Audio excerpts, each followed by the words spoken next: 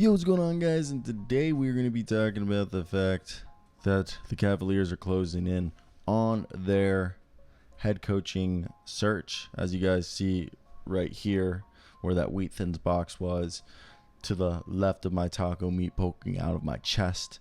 This is the finalists, we believe, for the head coaching job for Cleveland.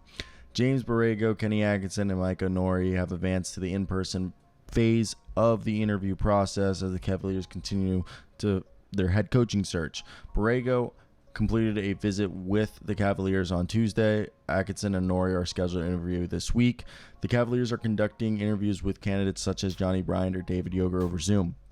I have said if Johnnie Bryant is hired, it's because there's a Donovan Mitchell hired. That's Donovan Mitchell's boy, Johnnie.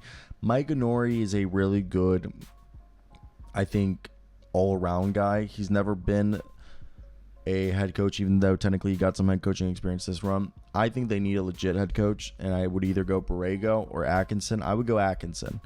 I do like Borrego. I think Atkinson's a good coach, but from the way that this is playing out, I think it's definitely interesting to see how it's basically the appeal of everything. So let's just talk about James Borrego, Kenny Atkinson, and Micah Nori each there. James Borrego, he coached the Hornets. They basically improved every single season he was there, and then they canned him.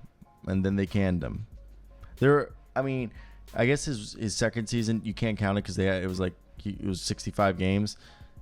They were worse, but still, they fired him after, or they didn't fire him. They let his contract expire and they didn't renew him. They let him walk after they had a winning record, their last winning record. And he was the first Latino head coach in NBA history. He's a guy who has the respect of his peers. He's won 2 championships with the Spurs in 05-07, longtime Spurs assistant, defensive-minded head coach. He was a kind of a shooting guard, small forward in college. So he's got some grit, got some, ex-player coach in him. Then you got Kenny Atkinson, who's known primarily as a player development coach, but I've talked to people they said Kenny Atkinson will get under your ass and light a fire. Kenny Atkinson played all around the world for like 15 years. He was a point guard, 6'1", 185. Literally, Kenny Atkinson and I are the same build.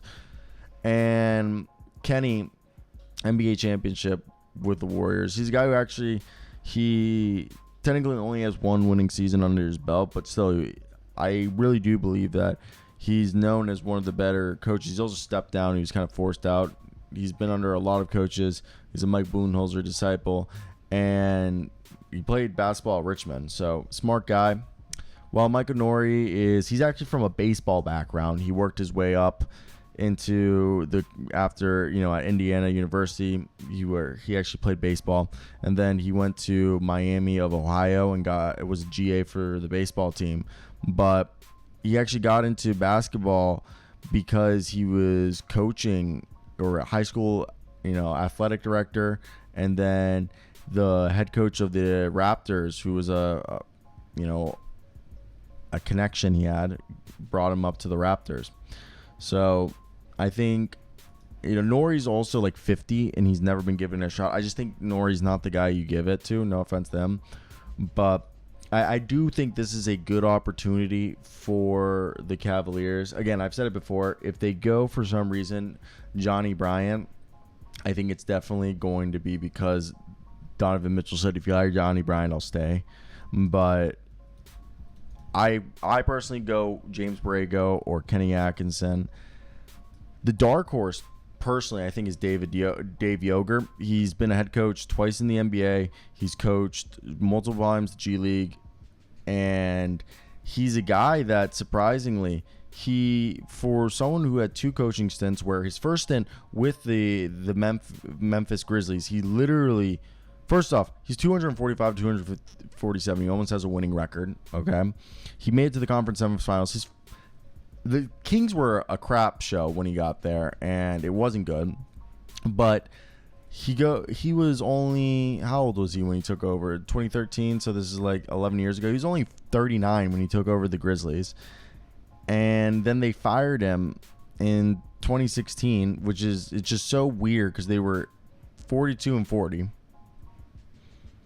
I thought they missed they didn't even miss. They lost in the first round. It's just dumb that they fired him. He goes to Sacramento, terrible situation there. Then they fire him and he becomes an assistant coach. Then he gets cancer and then he's back. Dave Joerger's a good coach in a sense that like he deserves another opportunity. I don't know if it's going to happen.